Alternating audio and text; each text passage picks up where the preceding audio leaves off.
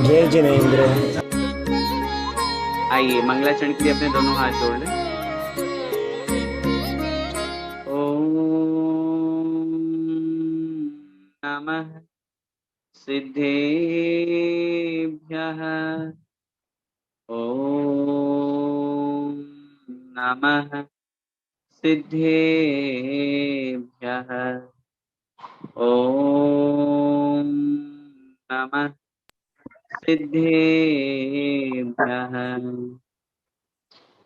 नमो अरिहन्ताणं नमो सिद्धाणं नमो आयर्याणं नमो वज्रायाणं नमो लोये सवसाहुणम्। पंच परमेष्ठी भगवान की जय। द्वादशांग जन्माणी माता की जय। चारित्र चक्रवर्ती एक श्री शांति सागर जी महाराज की जय। संत शिरोमणि आचार्य भगवंत एक श्री विद्यासागर जी महामुनिराज की जय। परम पूज्य गुरुदेव निर्यापक श्रमण मुनिपुंगव श्री सुधा सागर जी महाराज की जय। अढ़ाई दीपस्थ समस्त महामुनिराजों की जय। श्रमण संस्कृति सिद्धांत प्रवेशिका भाग 1 का हम सभी स्वाध्याय कर रहे हैं और इस कक्षा के माध्यम से हम जैनिज्म के और जैन दर्शन के जो बेसिक महत्वपूर्ण सिद्धांत हैं, जो हमारा बेसिक नॉलेज है, उसको हम समझ रहे हैं। इस भाग 1 में हम अंतिम पड़ाव पर हैं और आज की इस कक्षा में हम इस फर्स्ट चैप्टर, जो फर्स्ट पार्ट है श्रमण संस्कृति सिद्धांत प्रवेशिका का, उस फर्स्ट पार्ट के लास्ट चैप्टर चतुर्विध संघ पर हम चर्चा करेंगे। पिछली कक्षा में हमने अष्टमूल गुणों के बारे में समझा था और इस बात को बहुत अच्छी तरह से समझा था कि हम श्रावक हैं तो श्रावक का जो मुख्य मूल गुण है उसका पालन करना हमारा मुख्य कर्तव्य है।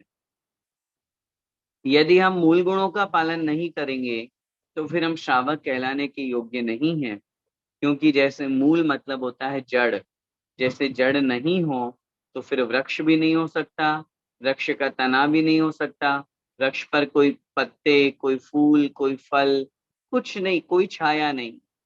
उसी प्रकार यदि मूल गुण नहीं है, जो आत्मा के मूल गुण कहे गए हैं, जो आत्मा के जो संस्कारित करने वाले श्रावक की अपेक्षा से जब अपन बात करते हैं तो वो है हमारे मूल गुण, और वो जब होते हैं तभी वह श्रावक कहलाने के योग्य हैं। हमने कल पिछली अंतिम कक्षा में ये भी चर्चा करी थी कि 2 मार्ग हमारे यहाँ पर बताए गए हैं, एक श्रावक मार्ग, एक श्रमण मार्ग, और इन दोनों मार्गों में अपने अपने मार्ग पे जो जो पद है उस योग्य वहां के मूल गुणों का होना अनिवार्य है, आवश्यक है। मैं अनिवार्य शब्द का प्रयोग कर रहा हूँ, इट्स कंपल्सरी। यदि मूल गुण नहीं होते हैं तो वास्तव में न वो श्रावक कहला सकता है और न मुनि कहला सकता है। इसलिए मेरा आप सभी लोगों से विशेष निवेदन है, पिछली कक्षा में जो अपन ने अष्टमूल गुणों की चर्चा की थी, अगर किन्हीं के मध्यमांश मधु का त्याग, पंच उदुम्बर फलों का त्याग, ये त्याग नहीं है तो आप नियम जरूर लें। भले ही हम उपयोग नहीं करते हैं, लेकिन उपयोग नहीं करने पर भी हमारा नियम संकल्पबद्ध होना हमको आवश्यक है। वो यदि हमारा संकल्प होगा तो निश्चित रूप से इन अष्टमूल गुणों का पालन होगा। सामान्य रूप से जैसा कि हमने कहा था, कुछ आचार्यों ने अष्टमूल गुणों में 5 उदुम्बर फलों को अलग अलग लिखा, इस अपेक्षा से भी 8 बनते हैं। और जब हमने ये चर्चा करी थी तो यहाँ पे रात्रि भोजन त्याग, पानी छान के पीना, नित्य देव दर्शन करना और जीव दया पालन, इनको भी अपन ने यहाँ पर समझा था। और मैं सोचता हूँ आप सभी लोगों को मैंने लास्ट क्लास में कहा था कि जिसको जितना बन सके, जैसा बन सके, उस अनुसार जिनेंद्र भगवान के दर्शन प्रतिदिन करना चाहिए। जिसकी जैसी शक्ति सामर्थ्य बने तो भगवान का अभिषेक करें, भगवान का पूजन करें। अगर इतना नहीं कर सकते तो कम से कम भगवान जिनेंद्र देव का वीतरागी प्रभु का दर्शन तो प्रतिदिन हमारे माध्यम से होना चाहिए, तभी हम सच्चे श्रावक कहलाने के योग्य बन पाएंगे। आइए आगे बढ़ते हैं। अब अगली चर्चा, अगला जो पाठ है चतुर्विध संघ, उसको हम देखते हैं। शब्द है चतुर्विध संघ। इस शब्द से हमें अर्थ पता चल रहा होगा। चतुर्विध, चतुर माने होता है चार, चार, फोर, विध माने प्रकार, फोर टाइप्स ऑफ, चतुर्विध अर्थात चार प्रकार का संघ। संघ का मतलब समूह। जो चार प्रकार का संघ है, जो हमारे शास्त्रों में टाइप्स हमारे ऑफ, मुनि महाराजों ने, हमारे गुरुओं ने, हमारे मुनि महाराज को, आरिका माता जी को, एलक जी, शुल्लक जी, इन सब रूप में जो हमारे लिए पूज्य कहे जाते हैं, जो एक गुरु के रूप में होते हैं, जो हमें मार्गदर्शक होते हैं, उस रूप में जो हुआ करते हैं, वो हमारे यहाँ पर चतुर्विध संघ के रूप में कहे गए हैं। आइए इनके बारे में हम समझते हैं। ये चतुर्विध संघ कौन होते हैं, इनका आचरण कैसा होता है, इन्हें यदि ये कभी हमें मिले या कभी हम इनके पास में जाएं तो हमें क्या कह करके इनकी वंदना करनी चाहिए, ये सारी की सारी बातें हमें इस पाठ में पढ़ने को मिलेगी। आइए, चतुर्विध संघ में सबसे पहला संघ का नाम है मुनि।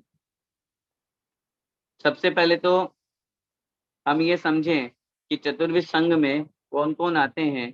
तो बताया है मुनि, आरिका, श्रावक और श्राविका, जिन्हें सामान्य रूप से एलक, शुल्लक और शुल्लिका के रूप में भी कहा जाता है। यहाँ इन्होंने, चूंकि जो एलक जी हैं, उन्हीं के अ और ब करके दो पाठ किए हैं। सामान्य रूप से आप शास्त्रों में, अन्य ग्रंथों में पढ़ेंगे तो श्रावक, श्राविका रूप में भी उनको कहा जाता है।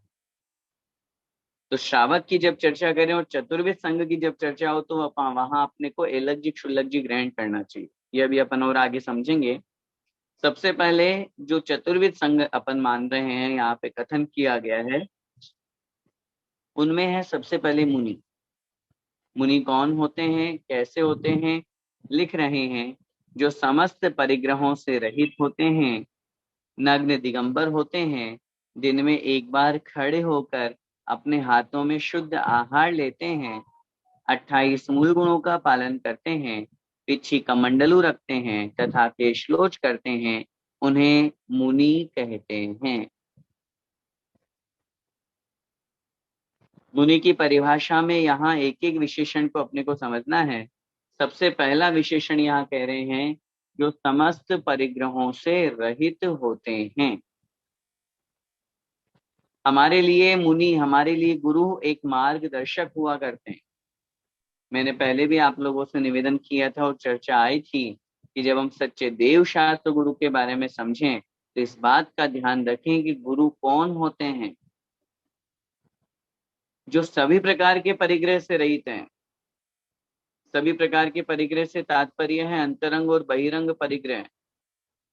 अभी अपन अंतरंग की चर्चा आगे करेंगे। सबसे पहले बहिरंग परिग्रह हमारे यहाँ 10 प्रकार के कहे गए। क्षेत्र, वास्तु, हिरण्य, सुवर्ण, धन, धान्य, दासी, दास, कुप्य और भांड। क्षेत्र का मतलब होता है खेत, जमीन, जायदाद। वास्तु मतलब मकान। हिरण्य माने चांदी, सुवर्ण माने सोना। धन धान्य, धन माने संपत्ति, चाहे पशुधन हो, चाहे रुपए पैसे, धर्म आदि कोई सा भी धन हो वो। धान्य माने गो, गेहूं, जौ, चना, मक्का, बाजरा आदि। दासी, दास, स्त्री में जो हमारे सेवक होते हैं वो दासी कहलाते हैं, पुरुष जो सेवक होते हैं वो दास कहलाते हैं। कुप्य और भांड, कुप्य माने कपड़े और भांड का मतलब होता है बर्तन। ये 10 प्रकार के एक परिग्रह कहे गए हैं। अब यूं मत समझिएगा कि ये 10 ही है, इसके अलावा और कोई परिग्रह नहीं है। इन 10 में सारे के सारे इंक्लूड हो जाते हैं। ये तो 10 तो एक प्रतीक मात्र है। हमारे दिगंबर मुनि महाराज, मुनि की परिभाषा अपन पढ़ रहे हैं। जो हमारे लिए आदर्श रूप में हैं। आचार्य यहाँ पर लिख रहे हैं, मुनि कौन होते हैं। सबसे पहली बात बताई, जो सभी प्रकार के परिग्रह से रहित हों, जिनके पास तिल तुष मात्र भी, एक धागा मात्र भी परिग्रह नहीं है। याद कीजिए वो कहानी, जिसमें अपन पढ़ते हैं अकलंक और निकलंक, वो बौद्ध विश्वविद्यालय में पढ़ने गए थे और वो पकड़े गए थे क्योंकि वहां बौद्धों का ही प्रवेश था। ये जैन थे और इन्होंने सिर्फ शिक्षा अध्ययन करने का भाव बना करके वहां वो रह रहे थे। पकड़े गए जब गए तो उन्होंने दिगंबर मूर्ति के ऊपर सिर्फ धागा डाल दिया, क्योंकि ये उन्हें दंड मिला कि तुम्हें दिगंबर प्रतिमा को लांघना पड़ेगा। मन में विचार आए कैसे लांघ सकते हैं, दिगंबर प्रतिमा को कैसे हम उलांघ सकते हैं। उन्होंने मन में सोचा, बहुत पतला सा धागा लिया ताकि उनको दिखे भी नहीं, और उन्होंने उसको लांघ दिया। एक धागा मात्र हो जाने से वो दिगंबर प्रतिमा अब वीतरागी नहीं रही। ऐसे ही हमारे मुनि महाराज सभी प्रकार के परिग्रह से रहित होते हैं। अगर थोड़ा सा भी परिग्रह उनके पास में है जिसपे वो अपना स्वामित्व जमाते हैं, ये मेरा, पेची कमंडलों की आज्ञा आचार्यों ने शास्त्रों में दी है। पेची कमंडल रख सकते हो, रखना ही चाहिए, रखना ही पड़ेगा, ये तो और कर्तव्य है, मूल गुण में आता है। मूल गुणों का पालन करने में, चर्या का पालन करने में बिना कमंडलों के कैसे शुद्धि करेंगे, बिना पिछिका के कैसे जीव रक्षा करेंगे, कैसे मार्जन करेंगे, तो वो तो आवश्यक है ही। पढ़ने के लिए शास्त्र रख रहे हैं वो, उसमें कोई आपत्ति नहीं, वो परिग्रह नहीं है। किन्हीं मुनि महाराज की आंखों की दृष्टि कमजोर हो गई या वृद्धावस्था को प्राप्त हो गए, पढ़ने के लिए, अध्ययन करने के लिए, स्वाध्याय के लिए, चर्या आहार करने के लिए, चर्या का पालन करने के लिए अगर चश्मा रखते हैं तो वो परिग्रह में नहीं आएगा। लेकिन इनके अलावा जितने भी परिग्रह, जितने भी साधन हैं, चाहे आपके मोबाइल हो, लैपटॉप हो, चाहे पंखा, कूलर, एसी, सब ये परिग्रह के अंतर्गत है। रुपए पैसे अगर कोई मुनिराज लेते हैं, यदि कोई अपना धाम बनाते हैं अपने नाम से, ये सब परिग्रह। मैंने चारित्र चक्रवर्ती शांति सागर जी महाराज जी के जीवन चरित्र की एक घटना आपको बताई थी कि कैसे उन्होंने अपने एक शिष्य को मेरे नाम का मंदिर, मेरे नाम का औषधालय, मेरे नाम का वाचनालय, पाठशाला, इस नाम पर, नाम का परिग्रह उनके साथ में जुड़ा हुआ था, ममत्व जुड़ा हुआ था, और उन्होंने उनको अपने संग से निकाल दिया। मुनि का कर्तव्य है, मुनि बने हैं तो नग्न दिगंबर होना चाहिए। विशेषण ये है ना, नग्न दिगंबर। दिगंबर माने दिशाएं जिनकी वस्त्र हैं, उन्हें किसी प्रकार की कोई लाज नहीं है, कोई शर्म नहीं है कि भाई मुझे कोई नग्न देखेगा तो मुझे शर्म आ जाए। अगर ये लज्जा ही आ गई, शर्म ही आ गया, तो फिर मुनि क्यों बने। इसलिए मुनि का स्वरूप अपन पढ़ रहे हैं, जो हमारे लिए दर्पण है। अगर दर्पण धुंधला होगा, मैंने पहले भी आपको कहा था, दर्पण, अगर दर्पण में दाग लगा हुआ है तो हमारे चेहरे पर दाग अपने आप लग जाएगा। फिर हमारे चेहरे पर दाग लगाने की आवश्यकता नहीं, हमारा चेहरा गंदा दिखेगा ही दिखेगा, गंदा ही है। अगर दर्पण में दाग लगा है तो हमारे चेहरे पे भी आपको काला दाग दिखेगा। पहले हमें दर्पण को साफ करना पड़ेगा। अगर दर्पण उजला उजेला है, दर्पण यदि शुद्ध है, साफ है, तो फिर उसके माध्यम से हम अपने चेहरे पर लगी हुई कालिक को, अपनी गंदगी को उसके माध्यम से पोंछ सकते हैं, साफ कर सकते हैं, क्लीन कर सकते हैं। हमारे गुरु हमारा दर्पण होते हैं, मुनि महाराज हमारा दर्पण होते हैं। यदि वो शुद्ध, साफ, स्वच्छ, सुंदर, आगम के अनुसार चर्या करने वाले हैं, तो उनके माध्यम से हमें हमारी चर्या का, हमारा लक्ष्य का भान होता है। हमें पता चलेगा हमें ये कमी है, ये गलती, और हम उनके माध्यम से उसे ठीक कर सकते हैं। और जहाँ गुरु ही खोटा होगा, जहाँ मुनि की चर्या ही खराब होगी, तो फिर श्रावक को सही उपदेश कैसे मिलेगा, फिर श्रावक की सही चर्या का पालन कैसे होगा। इसलिए सबसे महत्वपूर्ण बात, नग्न दिगंबर परिग्रह से रहित होना चाहिए।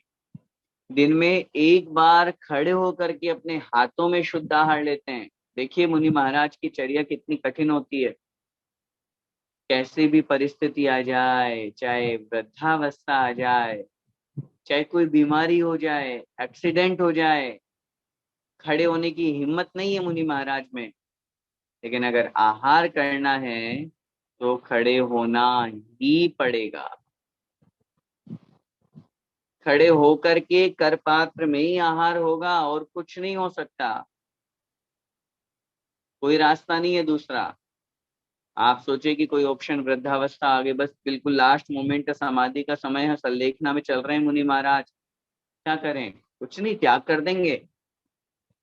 अगर पैरों में शक्ति नहीं है खड़े होने की तो मुनि महाराज आहार भी नहीं करते। कैसी भी स्थिति परिस्थिति आ जाए, मुनि महाराज कभी बैठ के आहार नहीं कर सकते। हाँ, कोई सहायता के लिए कोई मुनि महाराज उनके खड़े होने में, उनको बिठाने में, या कोई श्रावक आदि उनकी वैयावृत्ति के निमित्त से उनकी हेल्प कर सकते हैं, उसमें कोई आपत्ति नहीं है। लेकिन आहार खड़े होकर, कर पात्र में ही आहार होगा, हाथों में शुद्ध आहार लेते हैं, 28 मूल गुणों का पालन करते हैं। देखो आ गई ना बात, पिछली कक्षा में अपन ने मूल गुणों के बारे में पढ़ा था श्रावक के। ऐसे ही मुनि महाराज के 28 मूल गुण होते हैं। कौन कौन से होते हैं 28 मूल गुण? 5 महाव्रत, 5 समिति, 5 इंद्रिय विजय, और फिर उसके बाद में 6 आवश्यक और 7 शेष गुण। आगे अपन भाग 2 और भाग 3 भी पढ़ेंगे। ये तो यूं मत समझिएगा कि ये क्लास लास्ट है। ये तो ये पार्ट, ये जो भाग 1 अपन पढ़ रहे थे सिद्धांत प्रवेशिका का, ये पूर्ण हो रहा है। लेकिन अपनी कक्षा आगे कंटिन्यू रहेगी, और जैसा कि आप सब लोगों को बड़ा आनंद आ रहा है, बहुत अच्छे से आप लोग स्वाध्याय भी कर रहे हैं, तो आगे जो इसके भाग 2 हैं, भाग 3 है, इनको अपन सब पढ़ेंगे। उसमें अपन 28 मूल गुणों के बारे में और डिटेल से जानेंगे। अभी अपन ने संक्षेप में सिर्फ इतना जाना, 5 महाव्रत, 5 समिति, 5 इंद्रिय विजय, 6 आवश्यक और 7 शेष गुण। अहिंसा महाव्रत, सत्य, अचौर्य, ब्रह्मचर्य, अपरिग्रह महाव्रत, 5 समिति, ईर्ष्या, भाषा, ऐष्णा, आदान निक्षेपण और प्रतिष्ठापन, ये 5 समिति। इंद्रिय विजय में पंचेंद्रिय विजय, स्पर्शन, रसना, घ्राण, चक्षु, कर्ण, 5 इंद्रियों पर विजय। 6 आवश्यक, समता, समारे, स्तुति, उचारे, स्तुति, वंदना, प्रत्याख्यान, प्रतिक्रमण और कायोत्सर्ग, ये 6 आवश्यक। 7 शेष गुणों में खड़े होकर के कर पात्र में आहार लेना, केशलोच करना, भूमि पर अथवा पाटे पर या चटाई पर शयन करना, नग्न दिगंबर रहना, ये इस तरह से जो 7 शेष गुण कहे गए हैं, ये केशलोच करना, ये इन मूल गुणों के अंतर्गत आते हैं। और जैसा कि कहा, कोई भी दिगंबर मुनि महाराज कैंची से बाल नहीं बनवाते, उस तरह से बाल नहीं कटवाते। अगली बात ये कह रहे हैं, जो केशलोच करते हैं, केशों को लुंचन खींच करके, जैसे माली घास को उखाड़ता है, जैसे अपन लोग देखते हैं कि ऐसे मुनि महाराज 1-1, 2-2, 3-3, 4-4 जितने बाल उनके हाथ में आते हैं, उस अनुसार केशों का लुंचन करते। कितनी कठोर चर्या है मुनि महाराज की। हम और आप तो कुछ नहीं, जाके कटिंग करा लेते हैं, शेविंग करा लेते हैं, ट्रिम कर लेते हैं। मुनि महाराज ये कुछ नहीं कर सकते, और अगर कोई करते हैं तो फिर वो मुनि नहीं। ये मुनि की परिभाषा पढ़ रहे हैं अपन, मुनि का स्वरूप पढ़ रहे हैं। पिछी कमंडलू रखते हैं, पहचान है उनकी। बिना पिच्छी के मुनि महाराज चल ही नहीं सकते हैं। कभी कोई विशेष परिस्थिति आ जाए तो बस आचार्य ने लिखा 7 कदम, बस। मुनि महाराज बिना पिच्छी के 7 कदम चल सकते हैं, बस, इससे आगे नहीं। उसके बाद में या उसके साथ आपको पिच्छी रखनी पड़ेगी। तो जो पिच्छी कमंडलू रखते हैं, केशलोच करते हैं, उन्हें हम मुनि कहते हैं। चतुर्विध संघ में ये सबसे पहले हमारे मुनि महाराज कहलाते हैं।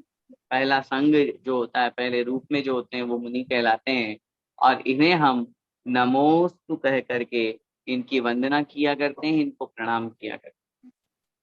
मुनि के रूप में हमारे मध्य में या हमारे सामने आचार्य महाराज, उपाध्याय महाराज और साधु महाराज आते हैं। इनके अलावा आचार्यों ने अरिहंत भगवान को भी मुनि संज्ञा दी है, क्योंकि अरिहंत भगवान भी हमारे लिए 13वें गुण स्थान में है।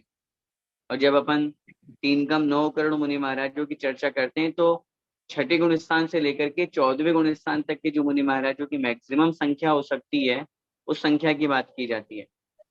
तो इस अपेक्षा से अरिहंत भगवान को भी एक अपेक्षा से मुनि के रूप में यहाँ पर माना गया है, तो वो भी हमारे लिए मुनि है। सिद्ध भगवान एक सिद्ध अवस्था को वो प्राप्त हो चुके हैं, इसलिए सिद्ध रूप में हैं।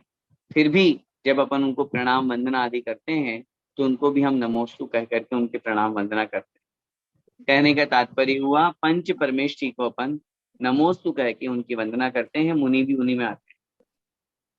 अब चतुर्विध संघ में दूसरे क्रम में आते हैं आरिका। आरिका कौन होते हैं, उनकी चर्या कैसी होती है, किस प्रकार वो रहती हैं, देखिए आगे। जो पिछी कमंडलू रखती हैं, सिर्फ एक साड़ी पहनती है और मुनियों की तरह महाव्रतों का पालन एवं केशलोच करती है, दिन में एक बार बैठकर हाथ में आहार लेती हैं, उन्हें आरिका कहते हैं और इनको वंदामी कहकर नमस्कार करना चाहिए। सबसे पहली बात तो पिछी कमंडलू रखना, देखिए ये इनका भी एक पहचान है। आरिका है तो आरिका बिना पिछी कमंडलू के नहीं रहेंगी। संयम का पालन करना है, शौच आदि क्रियाओं की ओर जाना है, कमंडल के बिना कैसे जाएंगी, संयम का पालन बिना पिछी के कैसे होगा। और परिग्रह इनके साथ में चूंकि इसलिए जुड़ा हुआ है क्योंकि ये इनकी शारीरिक मर्यादा है, स्त्री पर्याय है, इसलिए सिर्फ एक साड़ी का परिग्रह इनके पास होता है।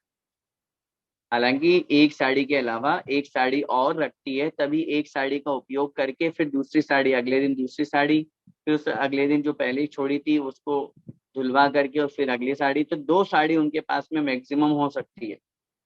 लेकिन शरीर पर धारण करने की अपेक्षा से जो परिग्रह है वो एक का ही होगा। ममत्व तो दूसरी साड़ी से भी है, लेकिन परिग्रह जो मुख्य रूप से शरीर पर ग्रहण करने वाला है वो है एक साड़ी का। तो मैक्सिमम 2 साड़ी, इससे ज्यादा नहीं। हाँ, कहीं आप ये सोचो जैसे अपने घरों में महिलाएं बहुत सारी साड़ियां रखती है, तो जैसे पहनना तो एक बार में एक ही है तो एक का ही दोष लगेगा, नहीं। 2 साड़ी से ज्यादा अगर कोई आरिका माता जी अपने पास में साड़ी का परिग्रह रखती हैं या दुपट्टा या चादर या कुछ भी रखती हैं, तो फिर वो आरिका पद के योग्य नहीं है, वो आगम के अनुसार आरिका नहीं है। आचार्य ने लिखा है स्पष्ट, मूलाचार्य में स्पष्ट रूप से लिखा है आरिका अधिकतम 2 साड़ी रख सकती है, इससे ज्यादा नहीं। हाँ, बहुत बार देखा हमने, बहुत जगह पे, नाम नहीं बताएंगे, लेकिन कुछ आरिकाएं 4-5 साड़ियां रखती हैं कार्यक्रम के दिन विशेष रूप से। हाँ, आज तो हमारा पिछी परिवर्तन है, आज तो दीक्षा समारोह है तो नई साड़ी पहन करके आएंगे, नहीं, गलत, पूर्ण रूप से गलत। हाँ, अगर कोई साड़ी पुरानी हो गई है, फट गई है, कोई किसर है, उसको हटा दीजिए, नई साड़ी शावकों के माध्यम से मिल ही जाती है। तो जो साड़ी, एक साड़ी का परिग्रह जिनके पास में होता है, मुनियों की तरह महाव्रतों का पालन करती हैं, केशलोच करती हैं। आरिकाओं के लिए देखो कितनी कठोर चर्या, एक स्त्री पर्याय में होने के बावजूद भी केशलोच करने का विधान शास्त्रों में लिखा उनके लिए। बैठ करके और अपने हाथ में भोजन ग्रहण करती है, बस आहार तो वो भी हाथ में ही ग्रहण करेगी। अंतर है, मुनि महाराज तो खड़े होके करते हैं और आरिका माता जी बैठ करके हाथ में आहार ग्रहण करती है, उन्हें हम आरिका कहते हैं। इनको हमें वंदामी कह करके नमस्कार करना चाहिए, वंदामी माता जी, वंदामी आरिका जी, ऐसा कहकर। अब एक सबसे महत्वपूर्ण बात जो आपने अगर गौर करी, और मैं आप सब लोगों को ये इंडिकेशन देना चाहता हूं कि मुनि और आरिका में जो सबसे महत्वपूर्ण अंतर है वो अंतर है 28 मूल गुणों का। मुनि महाराज के लिए तो 28 मूल गुणों का पालन करना अनिवार्य लिखा है, करना ही है। लेकिन इस आरिका की परिभाषा अभी अपन ने पढ़ी, इस परिभाषा में कहीं पर भी ऐसा नहीं है कि आरिका माता जी को 28 मूल गुणों का पालन करना चाहिए या उनके 28 मूल गुण होते हैं। कहाँ लिखा बताइए। इस बात से ये सिद्ध होता है कि मूल गुणों का जो कथन है ये मुनि महाराज के लिए है, मूल गुणों का कथन आरिकाओं के लिए नहीं है। और आरिकाएं मूल गुणों का पालन करती भी नहीं है, कर भी नहीं सकती हैं। उनकी शारीरिक मर्यादा है, उनकी स्त्री पर्याय है। मैं आपसे पूछता हूँ अहिंसा महाव्रत पालन कैसे होगा? भाई साड़ी हाथ में है, साड़ी है, साड़ी का आप श्रावक को देंगे, वो धोएगा, तो उससे जीव हिंसा होगी होगी। जहां परिग्रह होगा वहां हिंसा है ही। अहिंसा महाव्रत का पालन नहीं हो सकता। सत्य महाव्रत, अचौर्य महाव्रत, ब्रह्मचर्य महाव्रत, अपरिग्रह महाव्रत, जितना हो सकता है वो महाव्रतों का पालन कर। सत्य महाव्रत का कर लें, अचौर्य का कर लें, ब्रह्मचर्य का कर लें, अपरिग्रह का कैसे करेंगे? भाई अपरिग्रह महाव्रतों का पालन कैसे होगा? परिग्रह तो है ही ना साथ में। तो ये सब चर्या आप देखिए, नग्न दिगंबर होना वो कैसे हो सकता है? खड़े होकर के अपने हाथ में आहार लेना वो कैसे हो सकता है? 5 इंद्रिय विजय सब महत्वपूर्ण, वो कैसे होंगे? स्पर्शन इंद्रिय विजय कैसे होगा जब परिग्रह है? तो आचार्यों ने लिखा, जब अपन 28 मूल गुणों के अलावा 12 प्रकार के संयम की बात करते हैं, 6 प्रकार का इंद्रिय संयम और 6 प्रकार का प्राणी संयम, इन 12 प्रकार के संयम में हमारे यहाँ लिखा हुआ है, मुनि महाराज तो पूरे 12 प्रकार के संयम का पालन करते हैं, लेकिन आर्यका माता जी मात्र और मात्र सिर्फ एक त्रस कायिक जीवों की हिंसा से रहित होती है। सिर्फ त्रस कायिक जीवों की हिंसा से रहित होती है। इसके अलावा उनके 11 प्रकार का असंयम होता है। पंच स्थावर जीवों की हिंसा से विरत नहीं हो सकती, अपने 5 इंद्रियों मन को वश में नहीं रख सकती, परिग्रह है तब तक।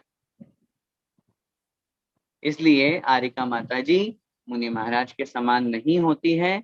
आर्यका आर्यका है, मुनि मुनि महाराज है।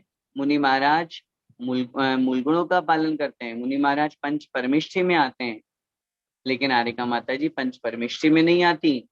नमो लोए सब सावणम में सिर्फ मुनि महाराज आएंगे, आर्यकाएं नहीं आएंगी। आर्यकाओं की वंदना अलग से की जाती है और हमें उन्हें यथा योग्य, जो उनके लिए वंदामी शब्द का प्रयोग किया गया है, उसी के माध्यम से हमें उनकी भक्ति स्तुति करनी चाहिए। तीसरे नंबर पे आते हैं यहाँ पर श्रावक। और श्रावक में जब अपन चतुर्विध संघ की अपेक्षा चर्चा करते हैं, तो जो 11 प्रतिमाधारी हैं उनको अपन यहाँ पर श्रावक के रूप में कहते हैं। और 11 प्रतिमाधारी में 2 रूप हमारे सामने आते हैं, एक एलक जी का और एक शुल्लक जी का। एलक महाराज जी कौन होते हैं और शुल्लक महाराज कौन होते हैं, इन दोनों के बारे में अपन समझते हैं क्या अंतर होता है। मैं आप लोगों से फिर निवेदन कर रहा हूं अभी, और क्लास के अंत में फिर निवेदन करूंगा। चतुर्विध संघ के बारे में अपन पढ़ रहे हैं। अपने बच्चों को, आप पहले भी मैंने कहा था, जब भी कभी भारत आए तो आप अपने बच्चों को किन्हीं मुनि महाराज के चरणों में जरूर लेकर के, आर्यका माता जी के दर्शन कराने लेकर के जाएं। तो शुल्लक जी हैं, एलक जी हैं, उनके दर्शन जरूर कराएं, ताकि उन्हें हमारे चतुर्विध संघ के बारे में जानकारी हो सके, ताकि उन बच्चों को हमारे संस्कार पता चले, हमारे जैन धर्म का आदर्श क्या है, वो उन आदर्श का ज्ञान उनके माध्यम से हमें हो सकेगा। और वो तभी संभव है क्योंकि आप लोग जहां बैठे हुए हैं वहां तो वो आएंगे नहीं। भाई जहां आप लोग बैठे हुए हैं विदेशों में, वहां तो मुनि महाराज, आर्यका माता जी, शुल्लक जी, एलक जी आएंगे नहीं। तो इसलिए, और अगर कोई शुल्लक जी ये बोले हाँ हम आ जाएंगे, तो फिर वो शुल्लक जी आगम के अनुसार शुद्ध चर्या करने वाले नहीं है, वो शीतलाचारी हैं। तो इसलिए जब आप इधर पधारें तो जरूर इनके दर्शन कराएं। आइए देखते हैं एलक जी के बारे में, जो केवल एक लंगोट मात्र पहनते हैं, पिछी कमंडलू रखते हैं, केशलोच करते हैं तथा बैठकर हाथ में आहार ग्रहण करते हैं, 11 प्रतिमाओं का पालन करते हैं। उनको हम एलक महाराज कहते हैं। और इनको नमस्कार करते समय हमें इच्छामी शब्द का प्रयोग करना चाहिए। इच्छामी महाराज जी, इच्छामी का मतलब क्या होता है? हे महाराज, मैं आपके समान बनने की इच्छा करता। ये डिफरेंस हो गया। मुनि महाराज को नमोस्तु, आर्यका माता जी को वंदामी, और एलक महाराज को इच्छामी। क्या है एलक महाराज की पहचान? नग्न दिगंबर, न हो करके सिर्फ एक लंगोट, कोपिन जिसको अपन कहते हैं, अंडरवियर के स्थान पे जहाँ उपयोग होता है, कोपिन कहलाती है, या उसे हम लंगोट कहते हैं, वो जो एकमात्र धारण करते हैं बस, और उसके अलावा कुछ नहीं। पीछे का मंडल रखेंगे, चद्दर नहीं रखेंगे ओढ़ने के लिए, दुपट्टा ओढ़ने के लिए नहीं रखेंगे अलग महाराज। और देखो कितनी कठिन चर्या, बैठ करके अपने हाथ में आहार लेते हैं, जैसे हारिका माता जी लेती हैं, ऐसे ही 11 प्रतिमाओं का पालन करते हैं।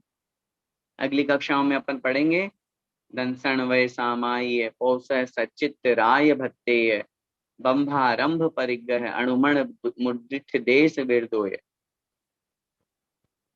ये दर्शन प्रतिमा, व्रत प्रतिमा, सामयिक प्रतिमा, प्रोषद प्रतिमा, सचित त्याग प्रतिमा, इस तरह से 11 प्रतिमाएं हैं जो अभी हमने गाथा पढ़ी। इन 11 प्रतिमाओं का जो पालन करते हैं वे हमारे लिए एलक महाराज कहलाते हैं, और इनको इच्छामी कह करके हमें इनकी वंदना करनी चाहिए। जैसे अगर बहुत से लोगों ने देखा होगा, या कभी भारत की तरफ आए, पूज्य गुरुदेव सुधा सागर महाराज जी के संग में अभी पहले एक क्षुल्लक थे, धैर्य सागर महाराज जी, जो अभी कुंडलपुर में महोत्सव हुआ पिछले साल, तो आचार्य श्री से उन्होंने अपना दुपट्टा छुड़वा करके और एलक बन गए, तो जो एक लंगोट मात्र पहन एलक धैर्य सागर जी। ऐसे बहुत सारे, एक समता सागर महाराज जी के संग में एलक निशंक सागर जी, ऐसे बहुत सारे मुनि महाराज हैं जो एकमात्र लंगोट धारण करते हैं, उन्हें हम एलक जी कहते हैं। अब इन्हीं श्रावक चतुर्वेद संघ में जो श्रावक पर्याय है उसमें दूसरे रूप में आते हैं क्षुल्लक जी। क्षुल्लक जी कौन होते हैं और एलक जी क्षुल्लक जी में क्या डिफरेंस है? जो पीछे कमंडलू रखते हैं, केवल एक लंगोट तथा छोटा दुपट्टा रखते हैं, एवं बैठकर कटोरे में या हाथ में आहार करते हैं, केशलोच करते हैं, या कैंची से भी बाल बनवा सकते हैं, श्रावक की 11 प्रतिमाओं का पालन करते हैं, इनको भी नमस्कार करते समय इच्छामी बोलना चाहिए। क्या मतलब हुआ? एक एक बात को समझिए। पिछी कमंडल तो रखते ही है, साथ में एक लंगोट, और लंगोट के साथ में एक दुपट्टा। आप लोग थोड़ा गौर कीजिए, दुपट्टे में यहाँ पर एक शब्द का प्रयोग किया गया, छोटा दुपट्टा रखो। कभी सोचा ऐसा, या अभी अपन पढ़ते समय ऐसा मन में आया कि छोटे दुपट्टे की बात क्यों की गई है? दुपट्टा बड़ा भी तो रख सकते हैं, छोटा ही क्यों कहा, छोटा दुपट्टा रखते हैं? हाँ, नियम है। शुल्लक महाराज जी की जो हाइट है, जो उनकी अवगाहना है, शरीर की जो लंबाई है, उसमें उनके लिए जो दुपट्टा रखने की परमिशन आचार्यों ने दी है, वो ऐसी दी है कि वो उतना ही दुपट्टा रख सकते हैं जितना उनके शरीर को ढकने में। अगर सिर को ढकते हैं तो पैर खुले रहेंगे, और यदि पैर को ढकते हैं तो सिर खुला रहेगा। क्या मतलब? इतनी लंबी चादर नहीं होती, जैसे हम सोते हैं ओढ़ने के लिए, चादर ओढ़ते हैं, रजाई ओढ़ते हैं, तो लंबी चौड़ी होती है ना, इतना लंबा उनका दुपट्टा नहीं होता। इतना लंबा क्या, उनके शरीर के बराबर भी नहीं होता। मैंने बताया ना, अगर पैरों को ढकना है तो सिर खुला रहेगा, और सिर को ढकना है तो पैर उगाड़े रहेंगे, पैर खुले हुए रहेंगे, ओपन रहेंगे। ऐसा ही नियम बताया, ऐसा ही दुपट्टा रखते हैं, नियम है ये। चर्या का पालन करना है ना, आगे बढ़ करके उनको मुनि बनना है, तो इसलिए बैठ करके कटोरे में या हाथ में आहार लेते हैं, उनके लिए दोनों ऑप्शन। शुल्लक महाराज जी चाहें तो गुरु आज्ञा से अपने हाथ में कर पात्र में भी आहार ले सकते हैं, और चाहें तो कटोरे में भी आहार ले सकते हैं। कैशलोच करते हैं या फिर कैंची से भी बाल बनवा सकते हैं। इसे श्रावक को कहा, और कैंची मंगा करके या उस्त्र मंगा करके बालों को, दाढ़ी मूछ को, शेविंग को, इनको क्लीन करा सकते, क्योंकि अभी वो श्रावक की उत्कृष्ट अवस्था में ही तो हैं। एलक महाराज जी भी हैं, लेकिन एलक महाराज जी की पदवी और बढ़ गई, सबसे ऊंचे हो गए मुनि महाराज। मुनि महाराज से नीचे आरिका, आरिका से नीचे एलक जी, एलक जी से नीचे शुल्लक जी। अब आप बोलोगे कि एलक महाराज जी भी तो यहाँ आरिका माता जी से भी अच्छी चर्या का पालन कर सकते हैं, करते ही हैं, लेकिन नहीं, आचार्यों ने लिखा एलक जी आरिका माता जी को वंदा में करते हैं, वो बड़े हैं। आरिका माता जी क्यों बड़ी है? क्योंकि एलक महाराज तो प्रतिमाओं का पालन करते हुए मुनि अवस्था को धारण कर सकते हैं, दिगंबर मुनि बन सकते हैं, 28 मूल गुणों का पालन कर सकते हैं, लेकिन आरिका माता जी नहीं कर सकती। आरिका माता जी करना चाहती है लेकिन उनकी मजबूरी है, शारीरिक अवस्था उनको परमिशन नहीं देती, इसलिए वो अपनी स्त्री पर्याय की जितनी उत्कृष्ट अवस्था है आरिका पद वहां तक पहुंच सकती बस। इसलिए आरिका माता जी का स्थान एलक जी से ऊंचा कहा गया है। तो क्षुल्लक जी की अपन जो चर्चा कर रहे हैं कि एलक महाराज से अगर अपन कंपैरिजन करें तो जो सिमिलरिटी है वो तो पिछी कमंडल वो रखते हैं, पिछी कमंडल ये रखते हैं, बैठ के आहार वो लेते हैं, बैठ के आहार ये लेते हैं, लेकिन एलक जी नियम से हाथ में लेते हैं। क्षुल्लक महाराज जी के लिए दोनों ऑप्शन है, हाथ में भी ले सकते हैं और कटोरे में भी ले सकते हैं।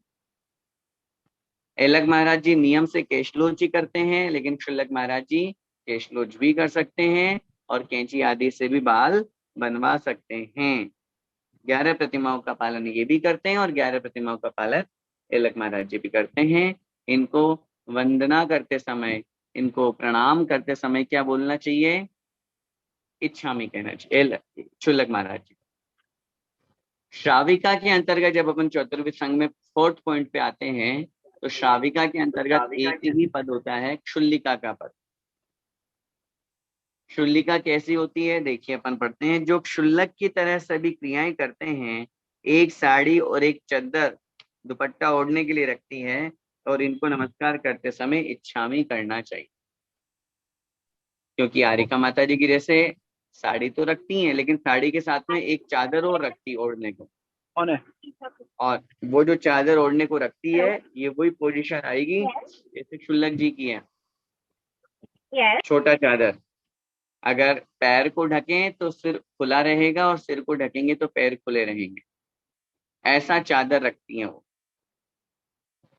और लेकिन सबसे महत्वपूर्ण बात, आरिका माता जी की तरह क्योंकि उनकी शरीर की स्थिति है, स्त्री पर्याय है, तो इसलिए साड़ी तो पहनना ही पड़ेगा।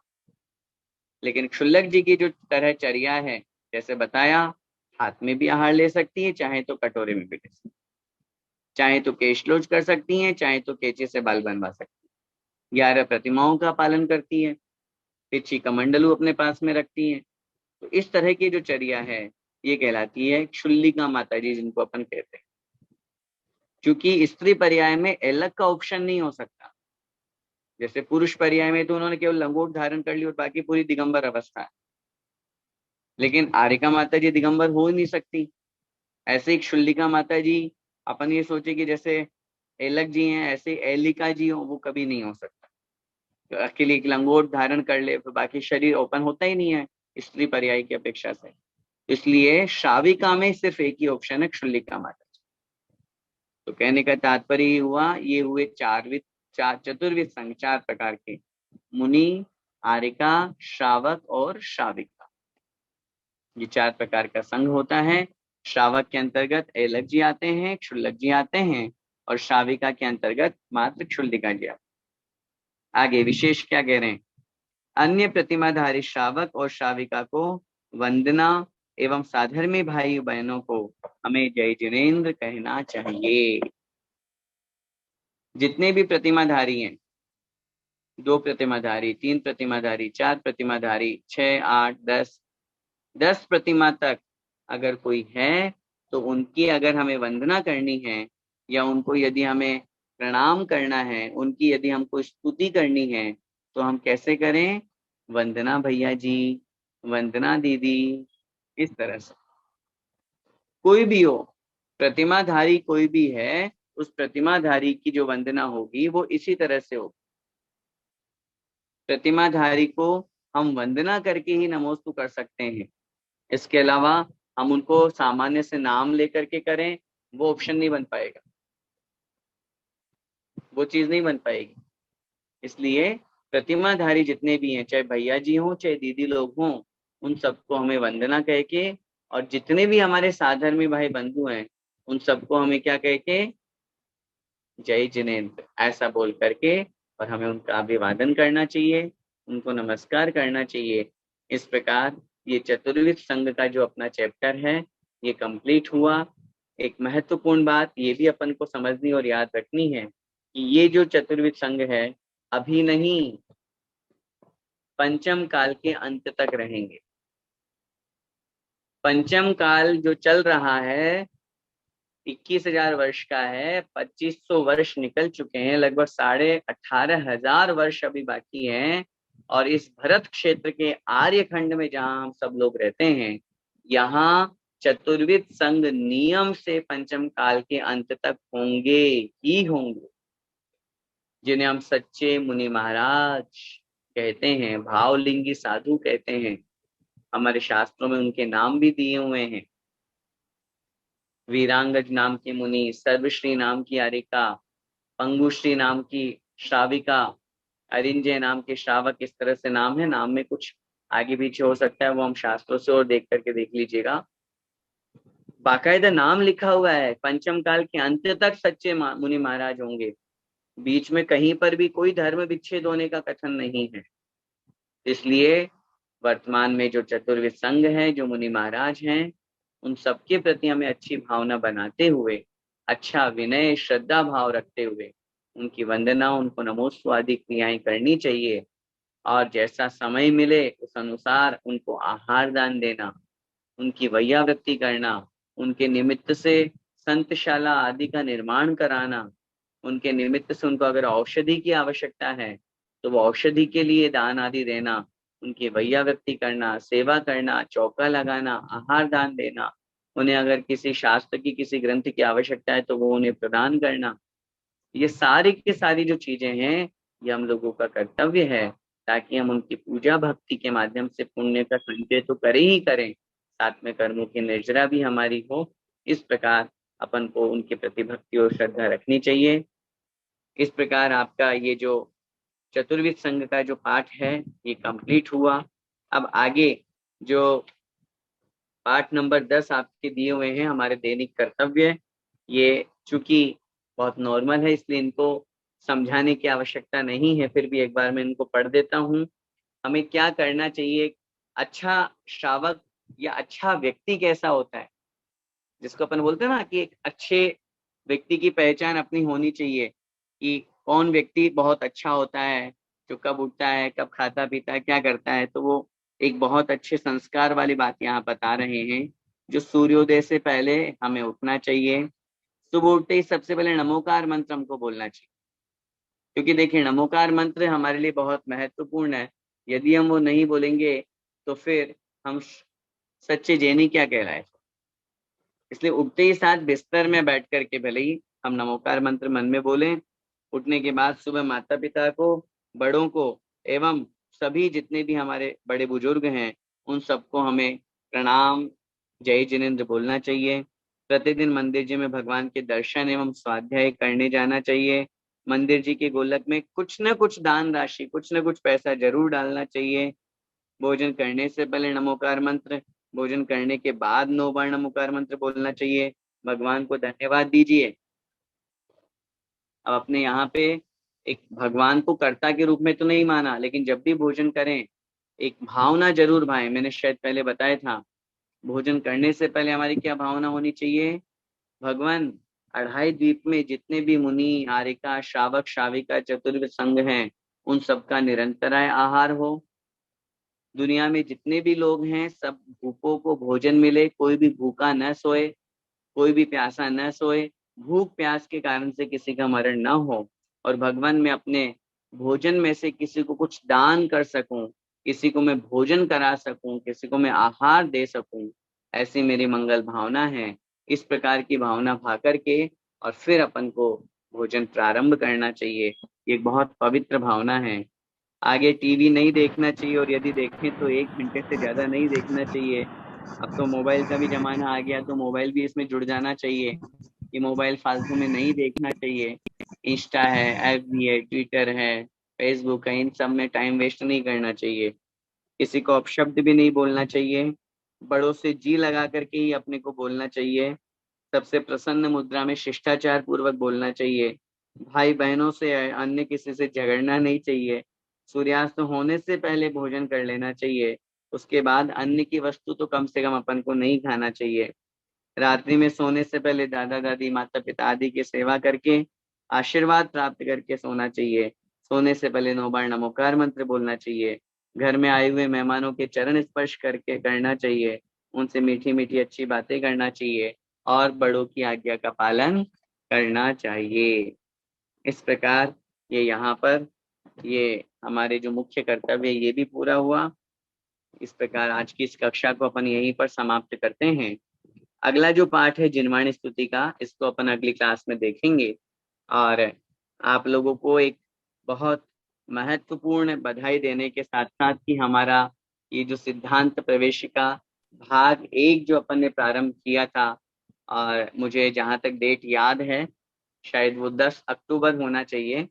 10 अक्टूबर के समय पर अपन ने प्रारंभ किया था। शरद पूर्णिमा का वो शुभ दिवस था जब अपन ने उसको प्रारंभ किया था। और ये लगभग इन दिवसों में अपनी ये जो पुस्तक है ये पूरी हो चुकी है। अपन हफ्ता में एक दिन भले ही पढ़ रहे हैं, जैसे वही बात है कि अपने को इतना समय नहीं मिल पा रहा है कि हम प्रतिदिन पढ़ सके, लेकिन वीकली क्लास से भी आप सब लोगों में बहुत उत्साह और जोश है। और कछुए की चाल धीरे धीरे चलते हुए अपन ने ये पुस्तक पूरी कर ली है।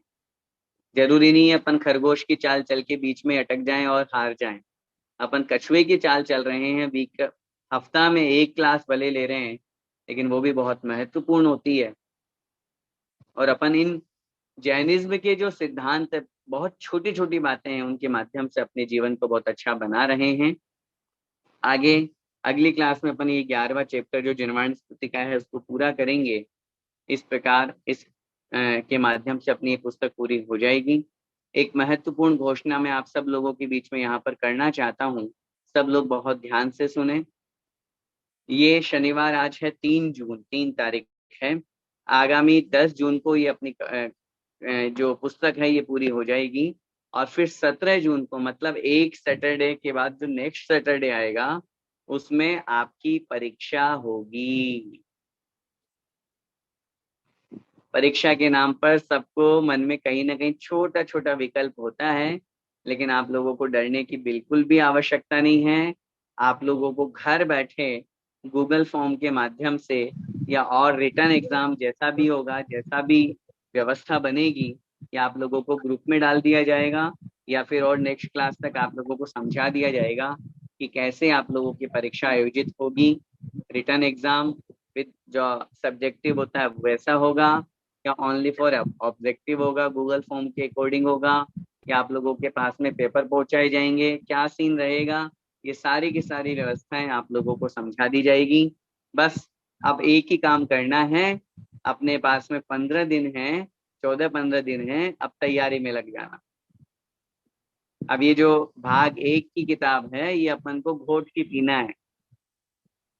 बस बहुत सरल है, बहुत इजी है। इसमें कोई श्लोक नहीं है, इसमें कोई संस्कृत की बातें नहीं है। इसमें बहुत छोटी छोटी बातें बहुत महत्वपूर्ण हैं, जिनको अगर आप पढ़ेंगे तो बहुत अच्छा आपके लिए लाभदायी होगा। मैं आपसे ये निवेदन करना चाहूंगा कि बहुत से लोग हो सकते हैं ये सोच रहे हो कि हम परीक्षा नहीं दें तो चलेगा ना, लेकिन एक बात मैं आपसे कहना चाहता हूँ, परीक्षा देने से हमें वस्तु स्थिति या जो भी बात है वो याद हो जाती है। जो याद हो जाती है परीक्षा देने के नाम पर। अगर आप आपसे अगर परीक्षा नहीं लेंगे तो बस पढ़ लिया, हो गया स्वाध्याय, अगली किताब शुरू कर देंगे। लेकिन परीक्षा के निमित्त से अपन इसको फिर से पढ़ेंगे, रिवीजन करेंगे, और जहां आपको जो कुछ भी समझ में नहीं आए आप ग्रुप में डाल सकते हैं या फिर हमारे को पर्सनल मैसेज कर सकते हैं।